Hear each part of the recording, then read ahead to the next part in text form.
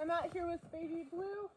I've already got him groomed up as best as he's gonna get.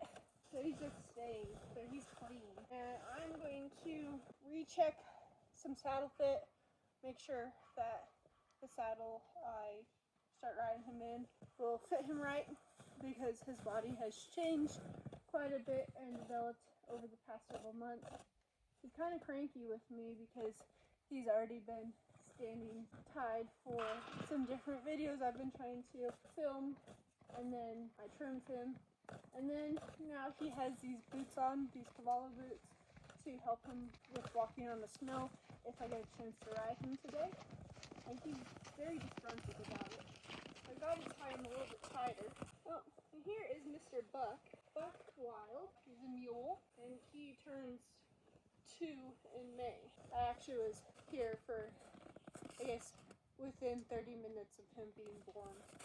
So it was pretty cool. So it's really good for Buck to kind of see all of this, because he's not super tame. That's why his name's Buck Wild. But he's just a little bit more wild-spirited. Either next year or in a couple more years, he'll be having the same. And Buck and I were pretty good friends for a little bit. And then he got gelded, and he was really mad at me because I took him to get his manhood taken away. But he's getting back friendly with me. So this is a 3/4 inch pad, relatively thin pad. It gets the job done, and it also helps me fill out where the saddle needs to be different without getting the underside of my saddle dirty. And this is Vader. Vader's also basically the same age as Baby Blue. They're both 3, almost 4, and he's my next one I need to get on. So Vader's a Percheron cross, and then Baby Blue's just a grade Pinot pony. So this is Baby Blue's normal saddle. It was originally Chester's. Chester is my, I guess now, 6-year-old Mustang Gelding. It's a little bit narrower in the shoulder. So I'm just going to saddle him from the offside. And I want to make sure it's not tight on these shoulders, which I think it's a little tight on these shoulders. It's a narrow-shouldered saddle. I don't think the saddle fits him well anymore. He's gotten wider in his shoulders, and this is a narrow-shouldered saddle. So we're going to have to change things up. It fits him pretty good. Well, it seems like it fits him pretty good in the gullet and the skirt, but that shoulder, I can't compromise on that. Now this one is a newer to me saddle, so I've only ridden it in it a couple times. It doesn't even have a cinch on it anymore, but it fits similarly to that other one, except for it's wider in the shoulder. It has some kind of wonky skirting, but that part of the skirting is not structural. It's just for the looks of it, so it shouldn't be an issue.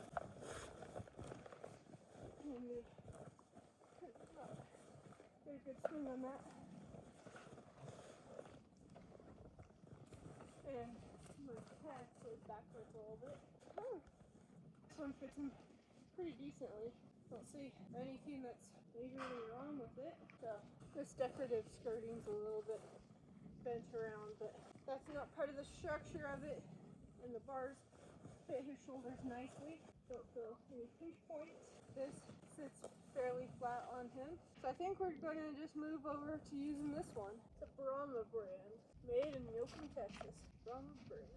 Never heard of that, but that Yoakum, I think that's how you say that. He's famous for Circle Y and some other major saddle makers. We're going to get this rigged up. I also noticed how when the other saddle was on him, he was not as relaxed, but with this one, he's nice and relaxed. That's another sign that your saddle is fitting them better or doesn't fit them, how they react to having it on. Seeming like he likes this more. So we're going to get it rigged up. So I got the breast collar off of that other saddle, and I'm going to be using this cotton cinch. Might be a little bit long on him, but rather long than short. That other one is a neoprene, and I do not use neoprene in winter because it will pull their hair. So sometimes I'll use them in summer if I need to, but I don't use neoprene on winter hair. Going over to this other side. When I'm saddling up these colts, I kind of just saddle them like you would a normal horse, but I'm kind of careful of these back legs. I know he's fine, but it's always good to be a little bit more mindful. Face towards him and my butt towards his back feet so I can see if he's plotting anything and get out of the way. If he doesn't kick or bite or whatever it is. And then I just grab my cinch, put my latigo through, latigo kind of stiff because it's cold and dry, but it's still got integrity, so I'm not too worried about it. But I like to go 3 wraps if I can. I feel like it's a little bit easier to manage how much you're tightening them up. I want him snug but not tight. Where I want it. I'm not too happy about this. So that's going to keep the saddle on him, but it's not over tight. And this saddle doesn't have a keeper, so I will have to do cinch knot, Texas T, whatever you want to call it, just to keep this latigo up. I don't always do these knots. I actually usually don't, just because I feel uneven if I don't have one on both sides. So if I have a saddle that has latigos on both sides, I'll do these if my latigo is built for it. Because some latigos are a little too thick just to put your knot there. But then in winter, you always check your cinch rings and keep that hair out. If you run air flex cinch in winter, you have to check your entire cinch to get that hair out, because those will ball up the hair and pull the hair.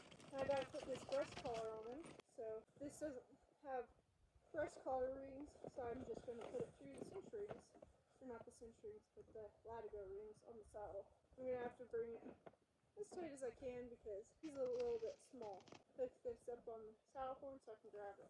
This is so good for Mr. Buck to watch this. Bring this breast collar up snug where I want it. Alright, I don't have back cinch billets on that, so I'm not going to put a back cinch on it. But he's saddled up and graduated to a different size saddle. So yeah, I just need to get that oiled up good again. Basically soak it in oil so it softens up, but we need to wait for a warm day to do that.